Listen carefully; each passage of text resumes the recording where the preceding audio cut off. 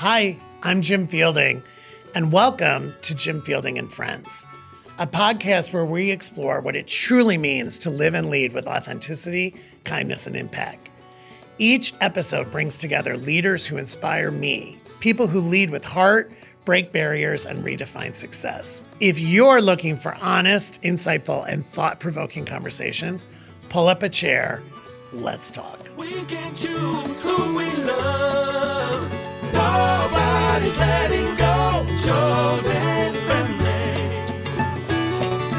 Okay, well, welcome, Mindy. You know I am thrilled to have you here as one of my initial guests in this entire podcast. I'm equally as thrilled. You know yeah, that. I know. It's I always... was like, the scheduling worked. I was so thrilled. And to me, when I was making my list of guests, I was like, I have to have Mindy because she represents everything this podcast is about: authenticity, kindness, brains, talent, empathy, everything. You've got it all. And I was thinking, we were talking before we started, we've known each other almost 20 years now. I know, it's amazing. It's amazing. And we met through work. I think it's important for listeners to know. I was at Disney. You had just become CEO of HSN. You ended up forging an incredible strategic partnership with Disney that lasted 6 years, I Yes. think, right? I mean, film after film. And I loved because you made us go into the archives, remember? You made us go to you're like, I remember Mindy, I don't want what everybody else is going to have for this film. I don't want, if it can be bought anywhere else, I don't want it. And I remember we did some incredible work with you and your team. So thank you for doing That was one of this. my highlights. Oh my gosh. I think, by the way, the HSN customer and the Disney guest loved it by far. And I'm sure it's still out there in people's homes. I think, because it was such quality that was done. It was amazing. And storytelling, oh my God. All right, but this is about you. So I want you to share your origin story, because I know it, but I think the viewers, the listeners need to know it because it's so inspirational. So, Jim, I like to say that my CEO journey started when I was 3 days old. And everybody looks at me and said, but I can explain. Yes. So my mom never even finished high school. Her first dad passed away when she was 3. Her mother then had a stroke when she was going into her senior year. So she left to take care of her mom. My dad finished high school, went into the Air Force. They got married. She was 18, he was 22, and all they wanted was a child. My father worked nights in the produce business for Candy Brand tomatoes. He worked nights my entire life growing up. And fast forward 12 years went by, and they still weren't able to have a child, and they couldn't afford what it would have cost them to adopt and go through the adoption process. And they were devastated.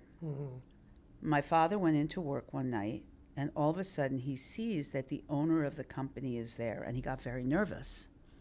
But all of a sudden, his name was Charlie, comes over to my father and says, Donnie, you've been such a great employee at the company. I know how upset you are that you haven't been able to have a child. And with that, he handed him an envelope with a check to pay for every aspect of adoption.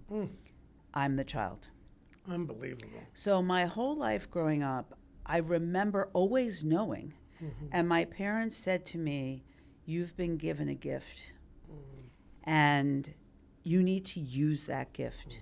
You can do anything you want to do, and don't let someone tell you you can't. Oh my gosh. So I was pretty serious growing up, right? I had to do that. And I actually graduated high school at 16 as a junior, went right into college, planning to be a lawyer, because when you're, Jewish kid growing up in Long Island, you have to be a professional. So Right. a lawyer or a doctor or an accountant. And I Right. said, I'm not going to be an accountant. I'm going to be a lawyer. Ended up getting engaged when I was 19. And there I am, about to go into my last semester, senior year at GW. And I had a complete epiphany. And I said, I can't do this. Yeah. I'm a different person than I was 3 years ago, 2 years ago, 5 years ago. This isn't what I want in my life. And if I don't make the change now, I'll always regret it. And so there I called my parents. I said, I have something to tell you. I'm breaking my engagement. I'm not getting married. I'm not going to law school in the fall. And I'm leaving right now and moving to New York. And I'm going to figure it out. And that's what I did. And what did they say, though? There was silence on the other end of the phone. Like, And then they had moved to Florida when I was in school. And I remember going down to get my things together before I moved to New York. And they didn't have the money to support me. And I think I had saved maybe $2,000 or something. And that was everything I had when I moved to the city. And I remember being at the airport, and my mother, who thought I was crazy, said, "You'll be back in 6 months." I said, "Oh, no, I won't." And I moved to New York in 1977. I was 20. And I said, I want to be in business, but I want to be in a business that's also married to creativity. And I said, I'm going to look into 2 businesses, one fashion and one in publishing with all the magazines. But on that side of it, they only hired the New York Society girls. And I definitely wasn't one of those.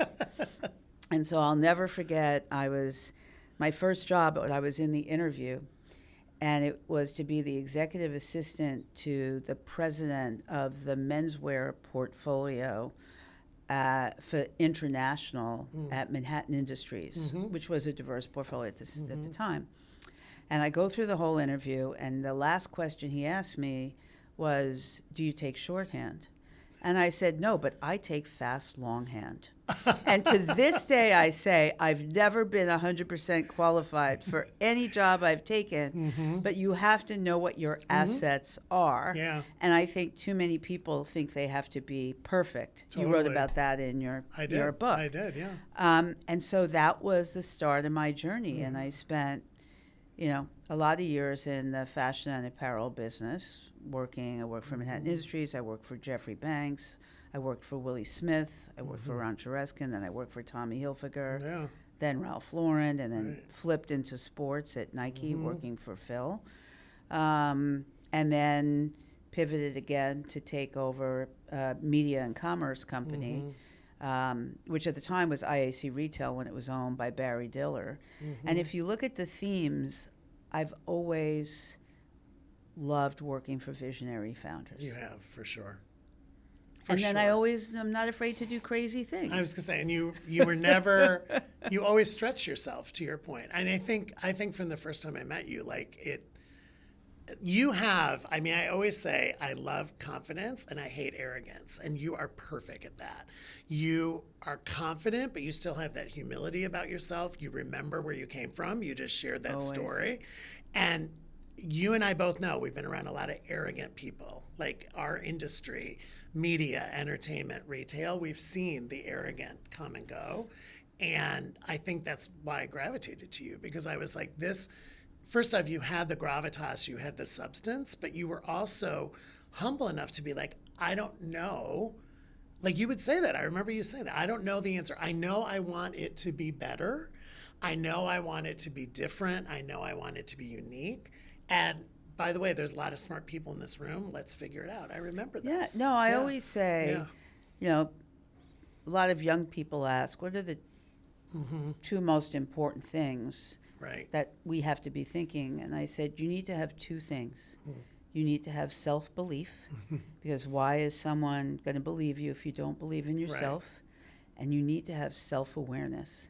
What is your impact on people? Is it positive?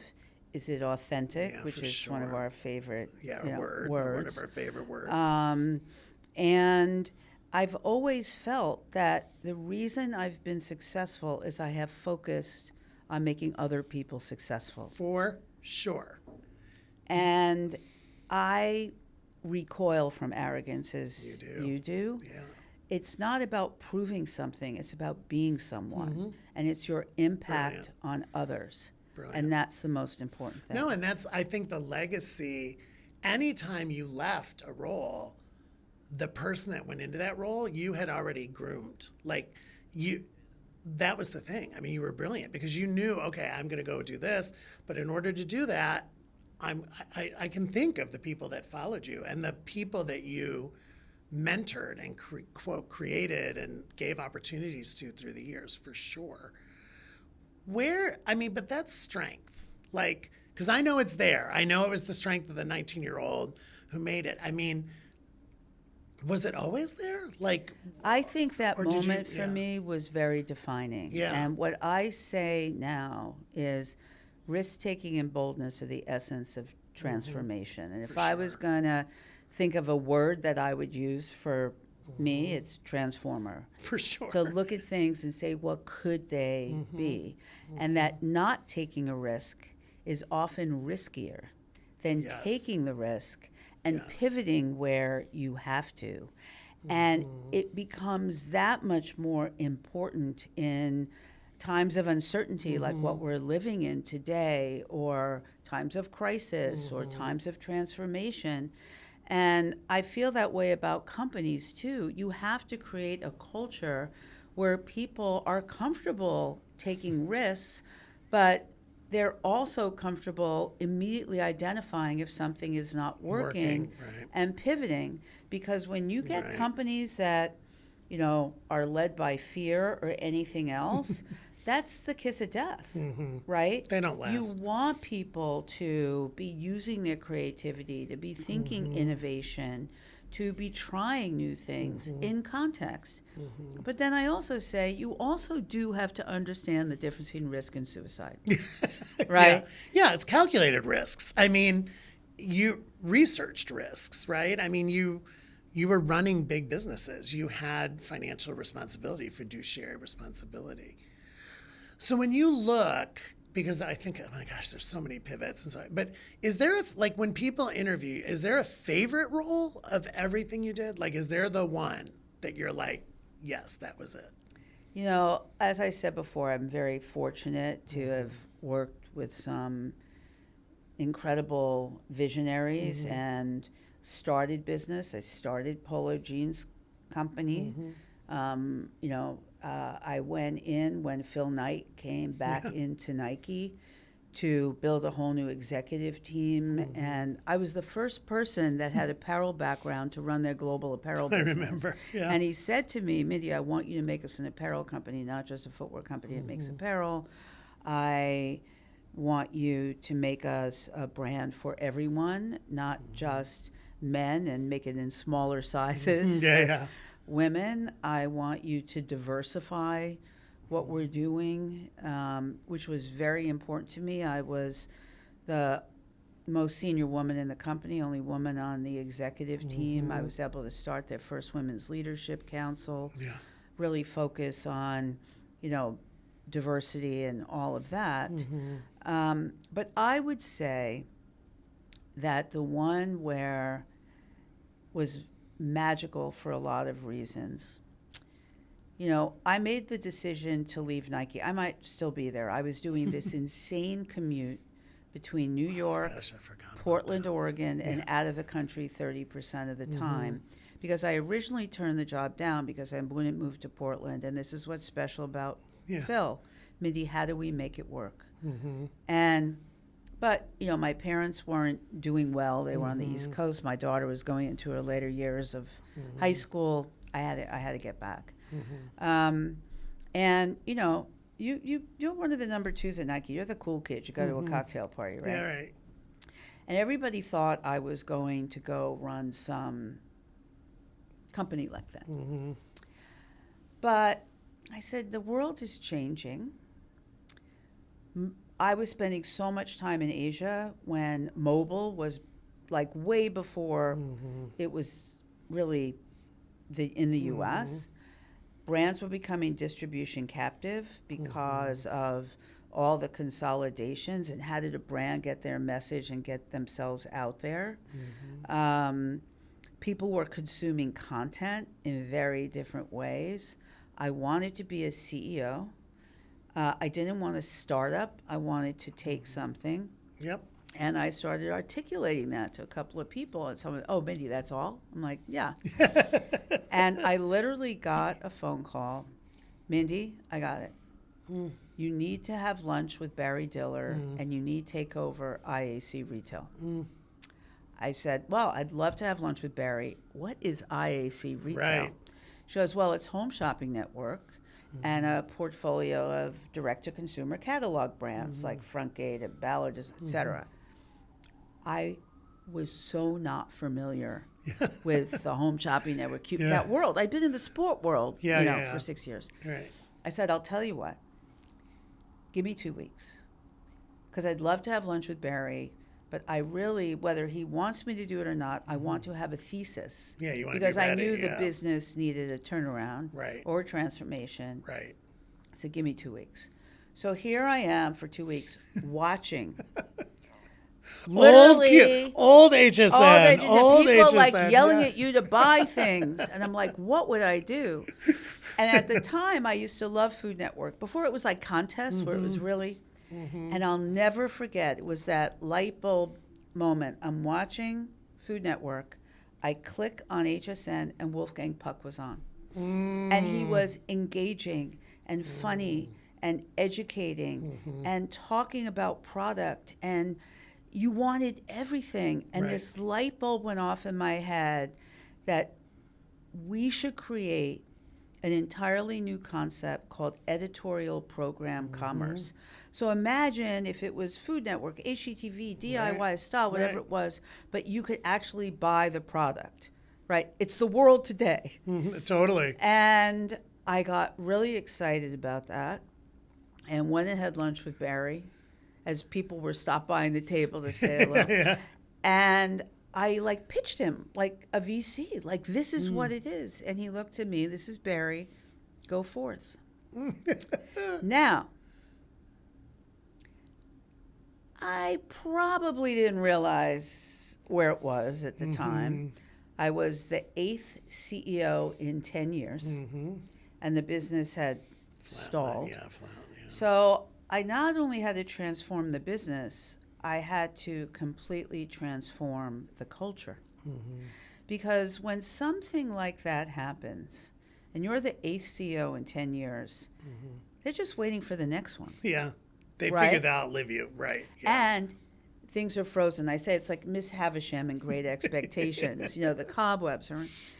And so I thought about the conversation, we were going to have, and I thought about the human piece. Yeah. And one of the best decisions, I could have made, the head of HR said to me, Mindy, what do you want to do on your first day? And I was down in St. Petersburg, Florida campus.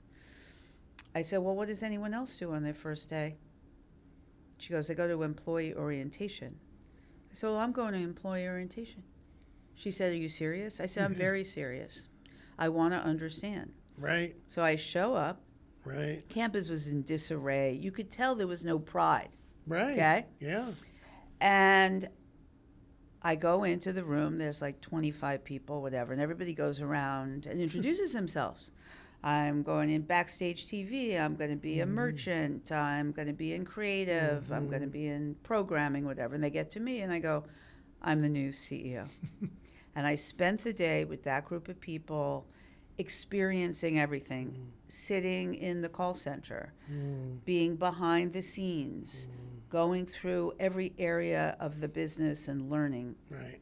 And it spread like wildfire. Yeah. So by the time I did my first town hall the next day, people felt I was different. Right. And I mean, to me, the authenticity of you, the humility of you that we've talked about already, I mean, I want to experience it from the ground up, like I want to experience it as any other new employee, was brilliant, right? And you've mentioned culture.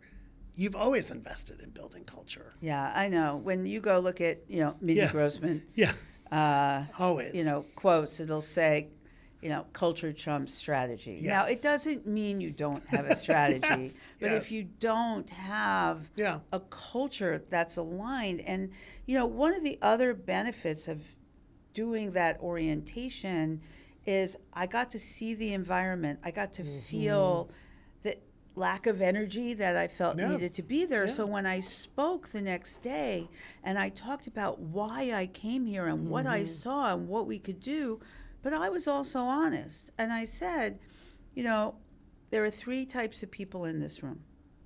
There are the evangelists. You are so excited I'm here. Okay, we're going to do this. Right. The wait and see. I understand. Look at what you've been through. But there's going to be a time frame. And then there are going to be the blockers. And you don't belong here because toxicity will not live here. Right. And I was really honest. And the other thing I was trying to figure out is I didn't have the money to restore and renovate the campus. And it was downtrodden. I said, what am I going to do? And that day when I walked around, all I saw were mismatched and broken chairs, right? I said, okay, I know what to do. So I immediately called the CEO of Herman Miller. I said, I need 2,500 Aeron chairs. Yeah. And I need them all delivered the same day. Yeah. What day can you do that? They gave me a date. Yeah. It was a Friday. Everyone other than the people in the live show had the day off. I brought in 10 dumpsters. I had everybody clean out everything. I power washed the entire place. I said, let's make this joyful. Right. And everyone left Friday. And when they came in Monday morning, all the old chairs were gone, and every person had this new Aeron chair. I had something like 900 emails thanking me for the chairs and what that meant for people. Well, you were investing in them. They felt that. That's what it was. Yeah, they felt that. And you want people to feel like, they want to say where they work and what they want to do. And I kind of call it the barbecue effect. So you move somewhere or you are somewhere and your neighbor, invites you over to a barbecue and they go, where do you work? And do you go, I work for HSN and, or do you go, I work for HSN? And you're almost like, no. You want the opposite. You want people going, I work for Disney, right? Totally. And it makes a difference. It does make a difference. And it helps. I think the thing that you understood that a lot of leaders don't understand is the cost benefit of turnover went down, your recruiting costs go down, your training costs go down because you're actually building team. You're building this bench strength. You're and building alignment, where everybody is lined around one vision and what they have to do, and they're excited about it. And we had to do a lot of work to define the strategy for the relaunch of the business. It's when we went from Home Shopping Network, and it was There's No Place Like HSN, which was the first out there. We erected a giant tent on campus, and the first people we presented to were our own employees that this was going to be the HSN in the future. And they had on every seat, a mission statement of what they were going to do and how they were going to do it. So when we did relaunch, and it just worked out that the relaunch that was in July a year later coincided with the 30th anniversary of the business and the brand. And we were able to celebrate. And the second we relaunched, now it was hard because I had to convince brands to come on. Yes. Right? Yes. And to be honest, when I left Nike to go there were some people who dismissed me. They're like, oh, she's, and I go, okay, just watch, right? And be patient. But then there were the people that believed. And fortunately, there were people that I had built authentic relationships with. For sure. I was just thinking who trusted me. Yeah. You know, we were able to relaunch our beauty business with Sephora and the brands under Sephora. Stephanie Greenfield, who started Scoop. Scoop, yeah. Scoop Style. Yeah. Right? And got all the brands to come with her. And chefs, in addition to Wolfgang. I mean, and so when we relaunched, the business just took off. I remember. Because we were delighting the people that were coming. They were coming more often. They were staying longer. They were buying more product because we had elevated everything Well, I was about gonna say, the experience. I remember that time because this is, you know, Disney was part of that story. And I remember leaving meetings with you, and the other thing you did is you talked up to that customer. And I want to explain that to people because HSN had been seen as kind of dowdy and down market. And I think there was this image of like really the old telephone shopper. I mean, literally the people that were calling in on like the 1-800 number. And you respected her because she was there, but you also were like, she deserves fashion. She deserves innovation. It was a she. I'm not saying there weren't male customers, but for the most part, There were a lot of she's. Yeah, there was a lot of she's. But I remember you were like, quality, innovation, uniqueness, differentiation. And yes, because you had incredible reputation and relationships, you were able to bring some people along. But listen, everybody knew if they didn't sell, if it didn't work, that relationship was only going to carry you so far. Right. And it did. It worked. But I remember you talked up to the customer. You like stretched them. You know, my favorite, you know, expression, and it's the reason why I never chose to go into the luxury business. Yeah. I joke, I may want to wear some of it, Yeah. but I love things that are aspirationally accessible, Yes. that can touch a lot of people, Yes. but make them feel elevated when they have. Look, that is what Nike is. The Totally. businesses I ran for Ralph, Chaps Ralph Lauren or Polo Right, Jeans Polo Jeans, Company, right, for Tommy. sure. That what's always excited me. How could I bring pleasure to many? Yes. How No, could I that's a bring great joy? filter. And how can I be in service? I've been, you know, consumer obsessed Yes. my, you know, whole Yeah, for sure. life. And you need to understand them. Mm-hmm. And the worst thing that you could do is either underestimate someone or speak down to someone. For sure. It's the worst. For sure. And you You- never did. You know, and so to create an elevated experience is, you know, is part of the joy.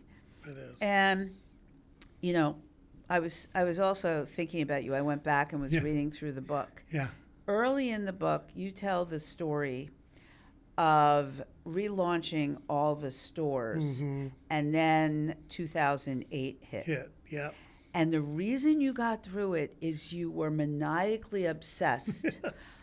on joy and magic and bringing that. Best and 30 you would minutes. Get, Yep. get through it.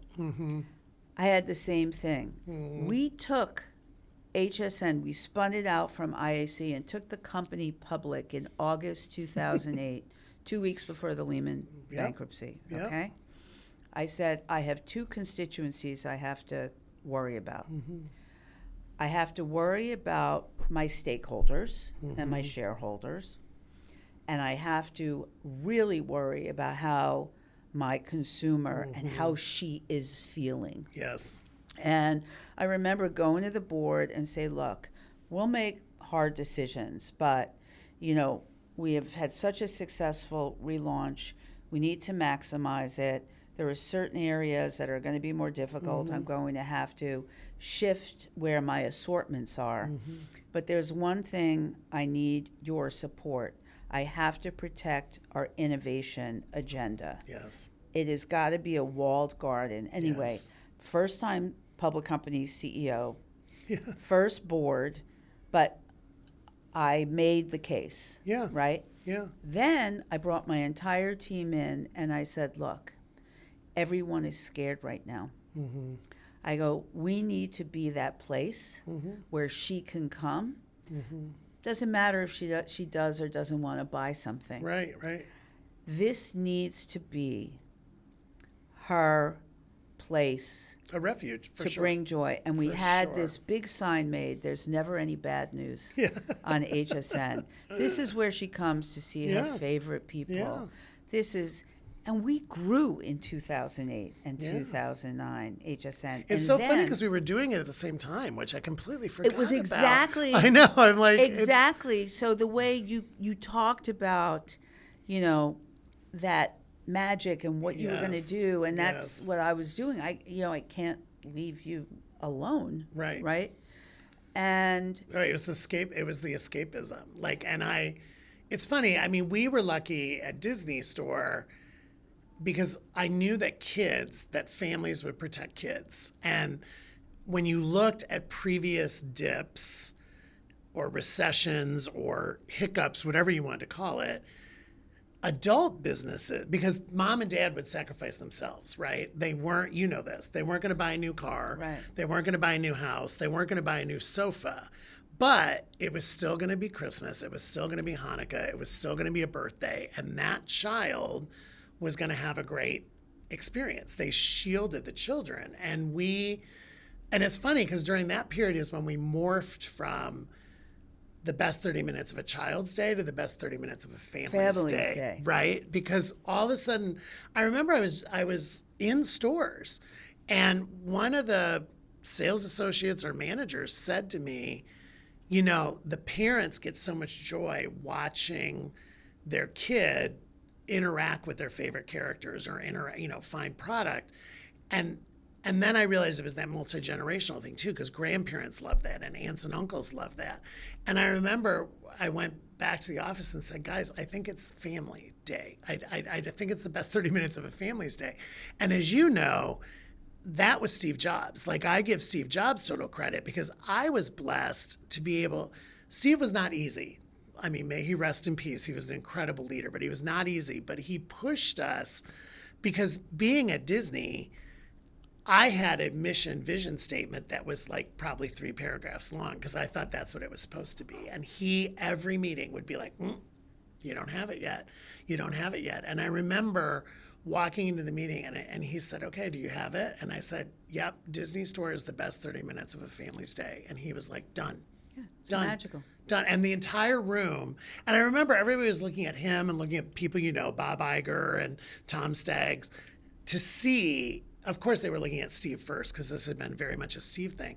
But I remember where it was the hair stood up in the back of my neck. I was like, oh my God, we nailed it. And it's funny because same as you, the legacy, and listen, Disney stores had a rough history, but they're still out there. And I go in the Times Square store whenever I'm here in New York, and I just was in Japan and went in the stores in Japan because they still exist, and it's there. I believed, and I still believe in that simple mission vision. But it is to this day. Yeah. It is to this day. It's interesting. My daughter lives in St. Pete, where I lived for a long time. I think the kids think Disney is theirs. Yes, for right? sure. But sadly, her home was destroyed in Helene. I worried about that. Yeah, I worried about that.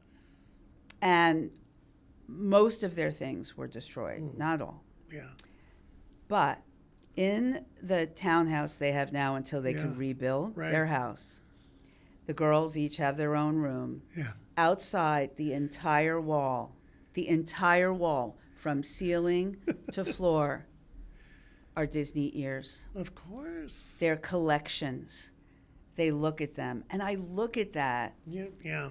and, it brings you joy. It does. It's It the memories. does. You can't get your house back, but you can have your joy. I love that. But that's why, when I said to the team, I said, there's a reason there's no place like. And it was interesting because about 5 years later, I said, you know what? We need to kind of answer that question. Why is there no place like? And we did it was more than 5 years later. We did a relaunch, HSN, It's Fun Here. Yeah, I remember. It's where you go for your joy. And by that point, we were fortunate to have such incredible partnerships, Disney being one of them, a number of the other movie studios, the recording studios, because we would do all of these events. And that's what really made it unique. It did. It did. Okay, I'm watching our time because you and I could talk for hours. So when I was preparing for you, and you just mentioned your daughter, you mentioned the grandchildren. When you look at your life now and you think of there's so many descriptors about Mindy. Like, what words do you use to describe yourself? I think there's a couple of things. If I was just going to use one word, I would say transformer. Transformer, for sure. And I really believe that, my experience is around how do you transform your life, transform your career, but more important, use your transformation to have an impact on the world. I'd say the second descriptor I usually use for myself is resilient optimist. And by the way, we've had to use that number of times. But I try and look on that side of the equation. And then I would say the other one, which when I started using the expression many years ago, right, that I'm a vulnerable leader. Yes. Everybody was like, what does that mean? You're a woman. Is that weak? And then COVID happened. And what's now the number one attribute they talk about of leadership, along with all of the others? Vulnerability. Vulnerability and empathy, totally. And you've talked about it. It's one of your mantras.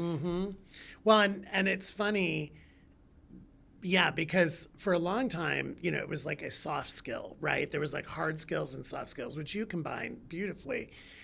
And I remember, throughout my career, it was always, he's really good on EQ. He's really good on EQ. And I'm like, well, wait a minute, I have IQ. Like, let's not minimize the IQ.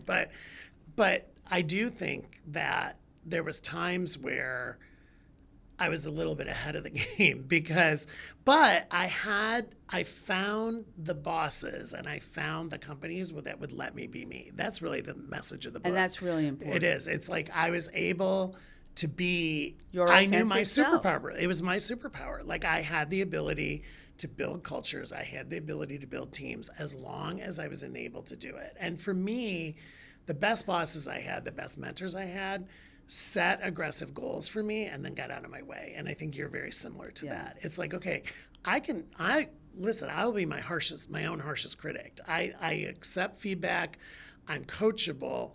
But if you give me a goal, I'm a dog with a bone, but you also have to give me enough space to let me do it my way. Yeah. And people that understood that, I thrived with. People that didn't understand it, I felt I think it's why, small. I had such a deep connection to Oprah when I met her and decided to join her on yet another transformation. I was going to say it was a transformation, But that was a big part of it, the authenticity. And the story. That's why we have the relationships that we have. I think about it, my role as vice chairman of Consello, when I joined, I was like, how's this going to be? Because for 45 years, the consumer was my client and I was the client. Yes. And now I'm working across industries and businesses and, companies. But a lot of it is the ability to build those relationships, identify opportunities or challenges. It's kind of what I said. I grew up in sales, and the reason I was successful in sales is I never sold anything to anyone. Right. I tried to identify a need, build a relationship, service that need, and focus on someone's success. For sure. And you talk about all of that. No, for sure. Okay, so I think that's perfect, because I think the last thing I want to talk about is in your role at Consello now, and you're basically, you're dealing with clients and you're dealing with more B2B. You've been B2C for a long time, B2B. You mentioned it earlier. It's not an easy marketplace right now out there for a variety of reasons. Like, what are you telling your clients now and the partners you're working with? Like, what are you saying about, especially our industries? Yeah. The biggest concern for everybody right now is uncertainty. And in many cases, uncertainty is an anathema to forward progress. For sure. I try and flip it and say, yes, we're in a world of uncertainty. Let's go deep in the business and say, what do we want to look like coming out of this? You know, what would we may want to change? What are the different things that we can do? Do we have the pivot capabilities and flexibilities within the organizations? You know, I was saying I've used the word tariff more in the last 2 weeks than my entire career. But companies have to really be looking at what they can control and what they can't control. And you still need to move forward. And, you know, there was a study done. The companies, whether it was during the financial crisis or during COVID, that leaned in and said, how are we looking at our business? How are we going to come out of this? How are we galvanizing everyone? How are we differentiating? You know, there might not be dollar growth, but how do we get share? Those companies came out much more successful than the companies that hunkered down. For sure. And I told a story early on that I said to my board, you need to let me keep my innovation agenda during the financial crisis. Yes. We ended up being the first retailer to do video commerce on an iPhone because of that. 100%. Because of that. And those are, you know, hard decisions because you may have to do things in other parts of the business. I'd say the other thing and why, you know, we're of value is imagine being a public company CEO right now. You wake up in the morning, your head's down, you've got all these things.